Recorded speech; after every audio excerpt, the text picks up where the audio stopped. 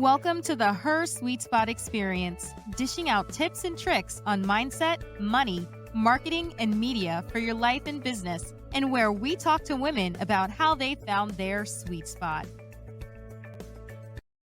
Hey, SuiteMates, it's me, Marsha Guerriere, founder of Her Sweet Spot and your host of the Her Sweet Spot podcast, where I bring you amazing guests and tips and tricks, what I call the sweet tea in mindset, money, marketing, and media. And this week's sweet tea is how to transform your money mindset. Let's get into it. When you think about money, what are the first thoughts that come to your mind? I'll wait for it. Have you ever thought to yourself, money disappears fast, money is the root of all evil, or even money is not that important? If those thoughts have ever crossed your mind, you might have limiting beliefs around money. I find that many women that I've met and speak to, especially for new entrepreneurs that are just really revving up and ramping up their business, have very big money mindset, limiting beliefs around money, and find it really hard to excel in their business when it comes to pricing strategies. Your money mindset is the beliefs, most often your subconscious, you have about money that determines your relationship with it. Your money mindset can be influenced by your family, your surroundings growing up, and even more recently, daily interactions. Again, many women have so much history that we've been taught around money. For women, we're often taught, don't talk money, don't make money. Even people in families with money, not just families without it. Even families with money used to teach us that it was taboo to talk about money. And that really is a reason why most of our money mindsets are so archaic. Your relationship with money falls somewhere on the spectrum between scarcity mindset and abundant mindset. And let's talk about these two right now. Scarcity mindset, if you find yourself feeling stressed about money, believe you're not good with money, or believe money is for rich people, you might have a scarcity mindset. A scarcity mindset causes you to subconsciously believe that money is limited or scarce, and therefore you don't hustle hard to go after it.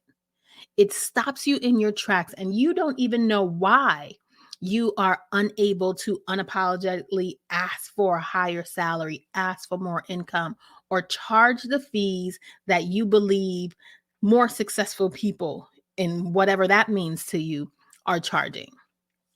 The abundant mindset. On the other hand of the spectrum, you might have an abundant mindset when it comes to money. If you are generally generous with money and confident that you will always be able to make and receive money, you probably have an abundant money mindset. Now, with an abundant mindset, you do not fear spending because you know there is enough money and you feel comfortable about money and that it will come again soon. Your beliefs about the world shapes your relationships with it. When you realize how much your beliefs around money influences your decisions, you realize that your money mindset can be your most important financial asset. And many people think and believe that I can't hire a financial advisor. I can't go into a meeting with a financial advisor because I don't have any money. Well, that is not true. You have to, and we all have to start from somewhere. If you have a scarcity mindset, you might attribute your own self-worth to net worth. And most of us right now listening are probably coming from a place of scarcity. And so because you believe your net worth is not in a place where you could feel confident about your money matters, right? That equates oftentimes to your own self-worth. And those are the very things that we want to help educate with, the rise of financial literacy training and programs are so important to help get rid of this scarcity mindset. And that's why money, mindset first, then money are the two top pillars in my 4 pillars to success, right? You might feel so anxious about your finances that you avoid looking at your budget, which can result in uncontrolled spending. A scarcity mindset might result in living paycheck to paycheck. And in your business, really not understanding where your revenue and what your revenue actually looks like. And I often say that's one of the differences between a small business owner and an entrepreneur. Small business owners are interested in the day to day. Am I making enough money to pay this week's rent or this month's rent? Am I making enough money just for now, which is paycheck to paycheck when you come talk about your career and your business, right? And or am I making enough money to create change in not only my life, but the life of my employees? Have more so I can pay more, have more so I can hire more, have more so I can have financial independence and wealth as the years go by. That's the really main difference for me when I think about small business mindset versus entrepreneurial mindset. There is a huge difference, and one that we often talk about inside Her Sweet Spot. And I have to remind not just myself, but our members that we need to think more abundantly, right? And abundant mindset thinkers often do achieve more. So, how can we break this down, right? What if you could shift your beliefs, feel like you're in control of your finances, and stop living that paycheck to paycheck lifestyle? You can start today. Now, this podcast is not brought to you by any financial advisor out there, but there are many financial advisors. Do your due diligence, really understand who you're going to be working with and who's taking your money, because they do make money from your money. Hello, that's the name of the game. They have what is called the abundant mindset when it comes to making money, but they are in the business of helping you make money. So search and look for a qualified financial advisor that will make you feel confident and not make you feel ashamed for your scarcity mindset and from starting of a place of, in some cases, zero. $5, $10, $100, it's okay, but you got to start somewhere. So let's follow these tips to begin transforming your money mindset. Tip number 1, look at your existing beliefs.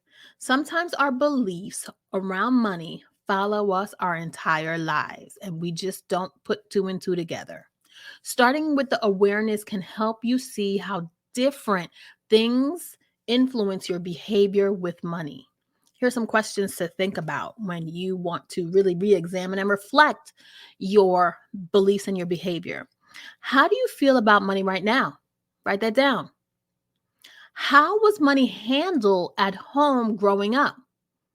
Were you ever in conversations about money? Did they ever talk to you about the family's money situations? What was your parents' relationship with money? I know I remember we inside my family, we make jokes and we talk about this all the time. My grandmother many years ago when was our caretaker, and she made the meals every day. She was a stay-at-home grandma. Once she really became a grandmother, she stopped working and took care of us youngins. And she would send us to the grocery store. And at that time, prices were predictable. She was an expert financial wizard, right? Grandma knew the ins and outs of how money works. She would say, go to the store, and let's just say she was going to send you for chicken to cook chicken that night. Go and look, go to the meat department and get me a pack of chicken thighs. It should cost you $12.19. And she would ration out $12.19 out of her jar, out of her wallet, right? And it wasn't because sometimes there was no other money there, but most of the time it was there, but she knew how to ration it out to the penny. And we would get to the supermarket, and we would get to the store, and you would seriously find a tray of chicken for $12.19. It blows our mind today when we talk about it and we reflect on some of the money behaviors and habits that we grew up with in our family, that grandma was very wise with money, and she knew enough, and she knew how to navigate and handle money. Another question, and final question: what beliefs, opinions do I have about rich people? What are your thoughts when you think of rich people? Right? Those are some questions you should ask yourself when you are reflecting and examining your own personal beliefs around money. The second tip, number 2, reframe any negative beliefs to be more positive and abundant. How can you do that? How can you reframe your subconscious beliefs and shift from a scarcity to abundance mindset with money? Here's 2 ways you can do that starting today. Building wealth is possible. Say that 7 times. Building wealth is possible. I am in control of my financial life. You say these 2 things to yourself every single day. And then you're going to follow the rest of these tips that I have to give you. And then if you say these things to yourself, your mindset goes from negative belief to more positive belief. And trust and believe with these mantras, these 2 things you can say to yourself every single day, and following the strategies that I'm about to share with you, you can turn your money life habits around. The third thing is to create financial stability for yourself. Yes, call on a financial advisor, but it starts with you, right? Before you get to that place, maybe if you'll feel more confident speaking to someone, you need to sit and take stock, put things together for yourself before you actually do have a conversation with someone. But if you're overwhelmed with debt and or living paycheck to paycheck, the most important thing is to create a plan to become financially stable. Have a financial plan so you can meet your goals and feel comfortable. Y'all know I'm all about the goal setting, and it doesn't stop just at achieving and weight loss and or business success. We need to create plans and have goals around money, not just for your business, but your personal life as well. Look at your current income and spending. Decide where you may be able to cut costs and contribute extra to your debt to help pay that down. Create a budget. Having a budget can give you freedom too by improving the way you manage your money. Google Sheets, there's so many free budget tools out there. There are apps like Mint that can help you create your budget and track your spending. That will help you learn where to cut those costs and adjust, right? And another suggestion, when you want to start really, really changing and improving and working on your money habits, cut those emotional spending ties. Let's just get rid of it. Make a plan to prevent yourself from spending when you're stressed or sad. Just like emotional eating, we have emotional spending. Child, when you're feeling down, first thing you want to do is either eat a ding dong or go to the mall. You're doing one of those 2 things, and many of you are doing both because you're going to the mall to get the Cinnabons at the mall. These are all tied together. It's important that you really, really take stock of this stuff while you are planning things out, and really journal and note when and where, what triggers your emotional spending, right?